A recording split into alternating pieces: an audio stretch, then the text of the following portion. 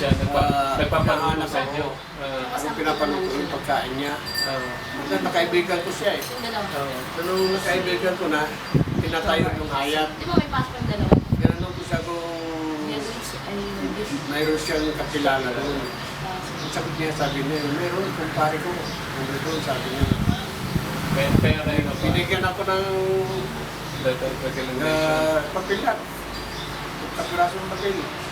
Hanapin mo ito doon, sabi niya. Ay, nung pinuntahan ko, yung kaibigan niya,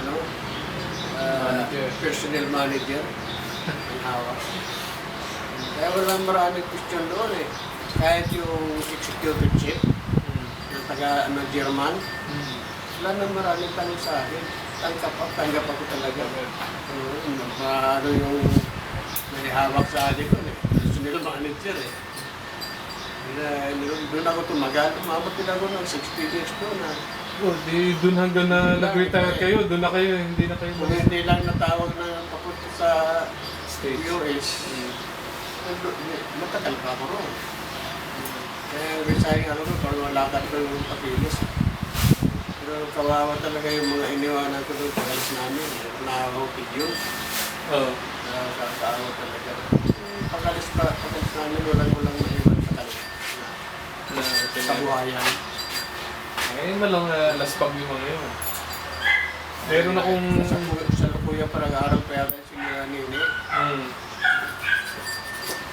Hirap mo. Nung nandun na kami, punta na sa US. Mayroong araw ko sa US, pasok mo lang ko kaagad ang trabaho. Janitorial. Janitor. Kasama ko doon na pangalan yun eh. Yung Brian ni Mela doon sa Mesa.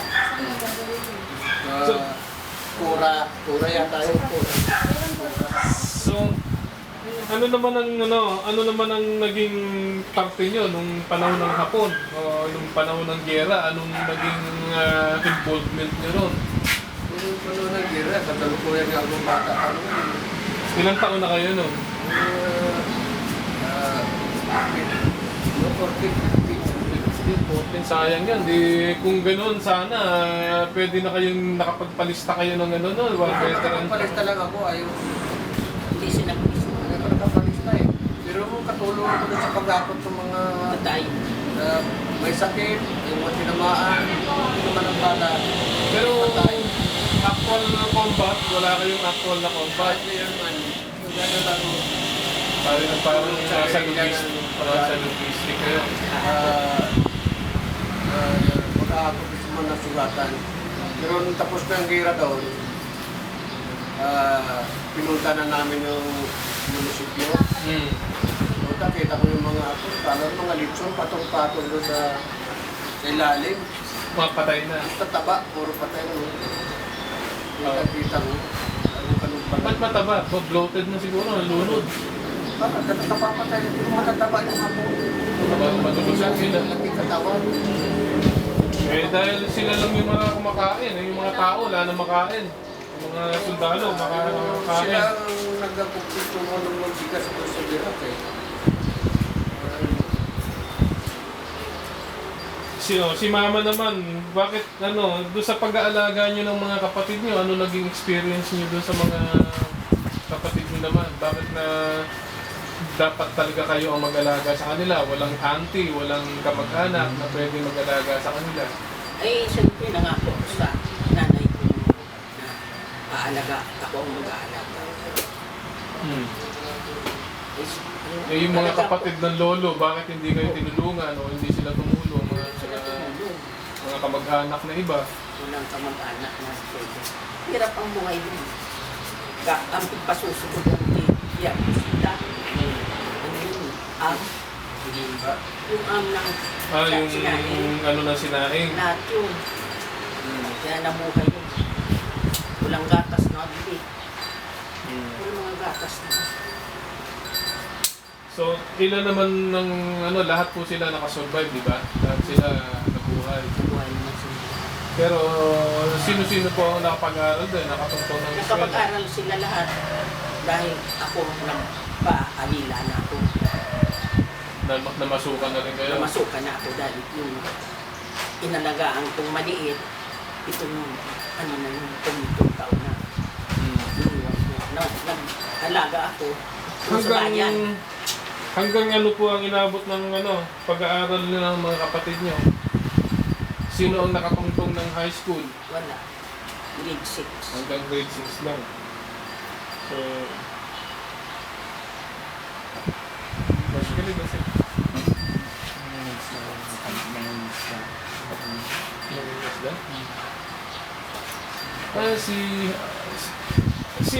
si Papay Kulas, paano siya napapunta sa Maynila at nakapagnegosyo siya ng isda? Napupunta na yun dahil ako nandoon na nga ako sa Manila. Hindi pala, nag-asawa. Yung may anak ko, di ba? Nag-asawa na ako ng yun. Nakapunta doon. Sa Maynila, nung pumunta siya sa Maynila? Sila ba magkapatid ako Nakapunta. nandun na kami? Nandun na kami na may kung akong anak. Sila na ang gatulong sa akin.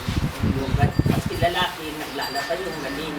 So, kaya po si Kuya Tonyo, ang tawag namin sa kanya, Kuya. Doon lumaki. Kinuha ko 7 taon. Kinuha ko doon na ng grade 1 sa amin. Sa Maynila na. Hindi. Yun.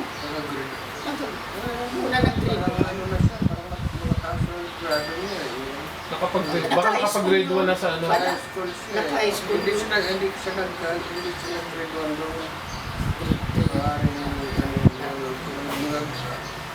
Naka-grade 6 na siya at 2 taon lang siya sa high school. High school, tapos doon na, nasa trabaho na. Oo, trabaho. Trabaho na rin.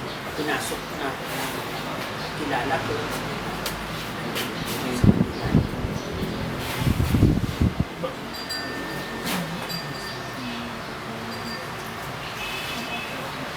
That's it.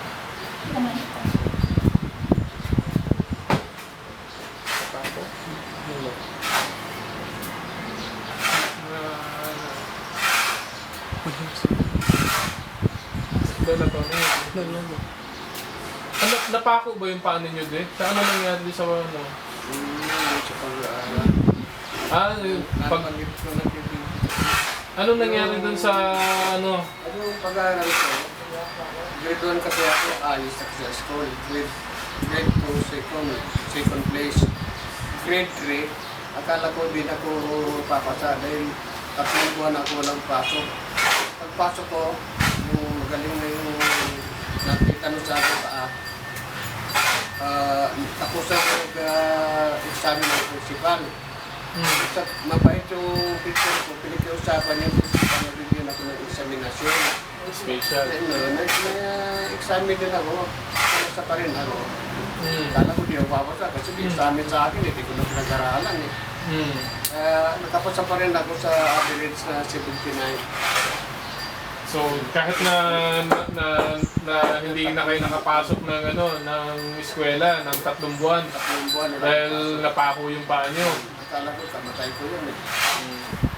Nung matulog ko sa gabi, kinaganan ng nanay ko yun eh. Natulog lang ako.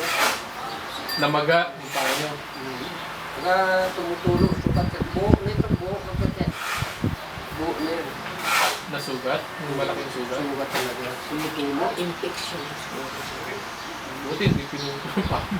Sabi ko, akala ko, matayin ako doon ah. Tapos, wala yung isa. Albularyo lang pagdating. Albularyo, quack doctor. Albularyo. Tapos, yung nakapasan ako doon, grade 4 ako. Pagdating ko sa grade 4, maganda rin yung turo sa akin na parang bumabalik ko na nalalaman ko na yung mga sa examen ng principal. Dahil, siyempre, nung examinin ako, dito ako, malabong alam eh. Tapos na sa grade 4 ako, naalala ko pa yung teacher ko, matandang dalaga, kanin, ako yung pangalan. Alam niyo pa yung pangalan. Tapos, yung tuwing Biyernes, yung Carmen na yun, may kasama siyang isang kaibigan niya, Tuwing biyernes siya, wala palya. Hmm. Sisimba din sa Tamikente, sa baryo. Lalakad lang yun. Layo nun. Tapos dahil dinadaanan yung bahay natin, nandun pa kung sa baryo San Vicente, nung dinadaanan niya, nagdaan sa bahay yun. Kinausap yung magulang ko. Sabi niya, patuloy yung pag-aral din. Pero sabi nga nun, matalino. Matalino siya. Sayang, hindi siya pagpatuloy. Eh, wala. Wala talagang uswag eh. Katawag sa akin. Walang ibabayad sa curricula. Hanggang report lang talaga. May public school may bayad. Nagkabayad. Oo. Grade Pag grade 5 na may bayad. bayad na. Awa ng Diyos, ano pa rin ako, nakapasa ako doon. 4 kami. Hmm. 79 ang average. Hmm. Pero ayos na yun. Wala nang nakataas doon. Wala nga nakakakuha ng 80. Wala 80. Walang 80 yun. 4 kami, 79. Ayos. Ganda na lang.